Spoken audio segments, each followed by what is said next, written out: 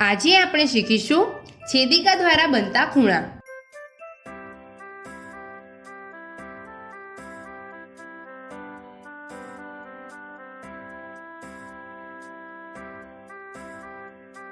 અગાઉના વિડીયોમાં આપણે શીખ્યા કે બે અથવા બેથી વધારે રેખાઓને અલગ અલગ બિંદુઓમાં છેદતી રેખા એક છેદિકા કહેવાય છે।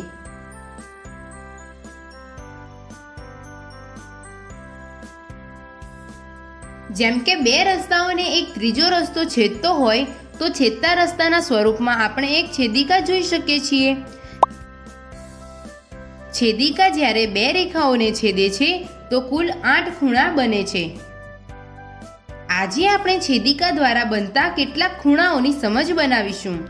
ચાલો શરૂઆત કરીએ। અહીં જુઓ, અહીં રેખા L, રેખા M અને રેખા N ને અલગ અલગ બિંદુમાં છેદે છે, એટલા માટે આપણે આને એક છેદિકા કહીએ છીએ। હવે આપણે જોઈએ કે ખૂણો 1, ખૂણો 2, ખૂણો 3 અને ખૂણો 4 M અને N આ બંને રેખાઓની અંદર છે। છેદિકા દ્વારા બે રેખાઓ પર બનતા તે બધા ખૂણા જે બે રેખાઓની વચ્ચે હોય તે અંતઃકોણ કહેવાય છે।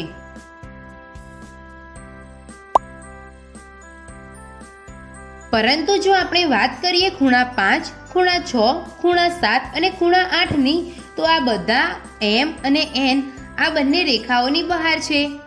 છેદિકા દ્વારા બે રેખાઓ પર બનતા તે બધા ખૂણા જે બે રેખાઓની બહાર હોય તે બાહ્ય કોણ કહેવાય છે।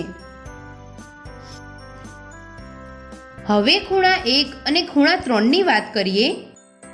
આપણે જોઈએ તો આ ખૂણા M અને N આ બંને રેખાઓની અંદર છે અને તે છેદિકાની એક જ બાજુ છે। તેથી ખૂણો 1 અને ખૂણો 3 છેદિકાની એક જ બાજુ બનેલા અંતઃકોણની જોડ છે। આપેલ આકૃતિમાં આ રીતની એક બીજી જોડ છુપાયેલી છે। શું તમે એને શોધી શકશો? પ્રયત્ન કરો। તમે એકદમ સાચું ઓળખ્યું। અહીં ખૂણા 1 અને ખૂણા 3ની જોડની સાથે ખૂણા 2 અને ખૂણા 4ની જોડ પણ છેદિકાની એક જ બાજુ બનેલા અંતઃકોણની જોડ છે। ચાલો આને સમજવા માટે એક બીજું રસપ્રદ ઉદાહરણ લઈએ। અહીં રેખા AB રેખા CE ને P બિંદુ પર અને DE ને Q બિંદુ પર છેદે છે, જેથી તે 8 ખૂણા બનાવી રહી છે। શું તમે બતાવી શકો છો અહીં છેદિકા AB દ્વારા બનતા અંતઃકોણ કયા છે? વિચારો। ચાલો હું જણાવું છું। આમાં અંતઃકોણ છે ખૂણો CPB, ખૂણો BPE, ખૂણો DQA અને ખૂણો AQE। શું આવી રીતે તમે બાહ્ય કોણ શોધી શકશો? વિચારો। એકદમ સાચું।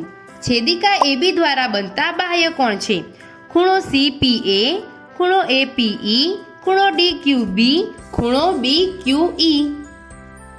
હવે તમે છેદિકાની એક બાજુ બનેલા અંતઃકોણની જોડ શોધી શકશો। પ્રયત્ન કરો।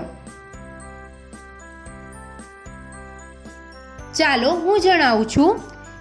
છેદિકા AB ના એક બાજુ બનેલા અંતઃકોણની એક જોડ છે ખૂણો CPB અને ખૂણો DQA અને બીજી જોડ છે ખૂણો AQE અને ખૂણો BPE।